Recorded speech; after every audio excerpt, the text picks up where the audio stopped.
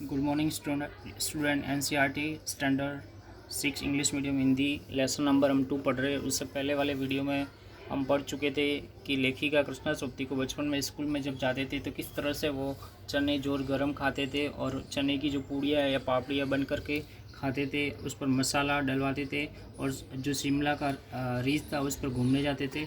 उसे आगे हम पढ़ते हैं।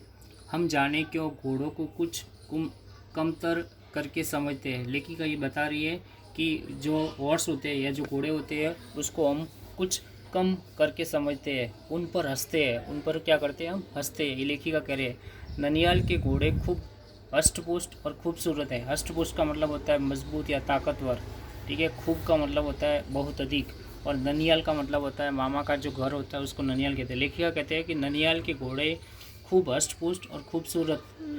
लेखिका कह रही है कि जो ननियाल होता था उसके अंदर उसके जो घोड़े होते थे बहुत ही मजबूत और ताकतवर और उसके साथ में खूबसूरत होते थे।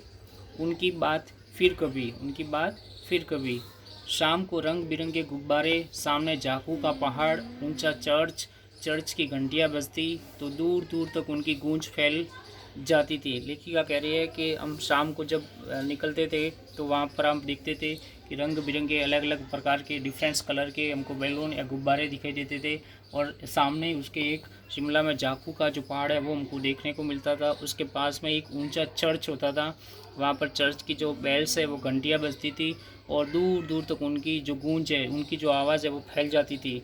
लगता है इसके संगीत से प्रभु यीशु स्वयं कुछ कह रहे थे।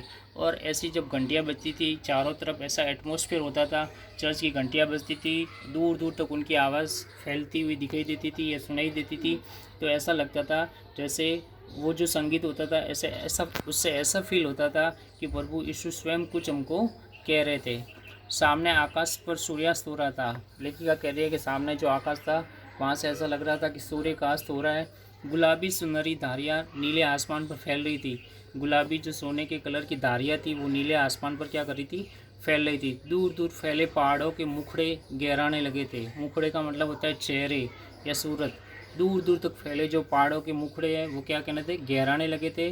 और देखते देखते बत्तियाँ टिमटिमाने लगी थी, और देखते ही देखते जो बत्तियाँ लाइट थी वो टिमटिमाने लगती थी। रीछ पर रौनक और माल की दुकानों की चमक के भी क्या कहने। जो रीछ था वहाँ पर उसकी चमक होती है, रौनक का मतलब होता है चमक, और मॉल होते थे उसकी दुकानों की जो रोशनी है वो भी क्या कहने। स्कैंडल पॉइंट की भीड़ से उभरता कोला, और स्कैंडल पॉइंट है वो एक एरिया का नाम है जो बहुत ही क्राउड वाला एरिया था, और उस पर क्या उभरता कोलाल। कोलाल का मतलब होता है शोरगुल या जो आवाज़ होती है वो।